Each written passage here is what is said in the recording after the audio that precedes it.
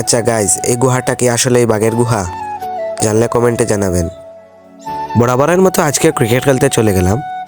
আজকের ম্যাচে কি ঘটেছিল সম্পূর্ণ এই ভিডিওতে দেখতে পারবেন। আর আমাদের এই সিরিজের ফাইনাল কবে তা অবশ্যই বলবো। তো এখন যেটার উপর দিয়ে যাচ্ছি আসলে সেটা একটা ফিশারি। তো এখানে পানি নেই বলে এইটা মাঠের মতো হয়ে গেছে। একটু সাইডে দিয়ে গুহার মতো এটা দেখলাম, আসলে এটা গুহা না, এটা পানি চলাচলের চক্র। না তারা দয় ভাই ভিডিও করা।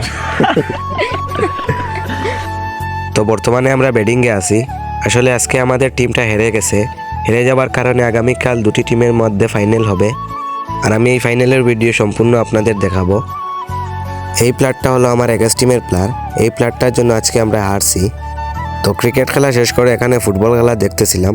আসলে অনেক ভালো লাগছে ফুটবল খেলা দেখে। আর এই মাঠে আমাদের আগামীকাল ফুটবল খেলা ছিল, আসলে এটা ক্যান্সেল হয়ে গেছে। আন্তরিকভাবে দুঃখিত। তো আজকের ভিডিও এই পর্যন্ত ছিল, দেখা হবে অন্য কোনো ভিডিওতে।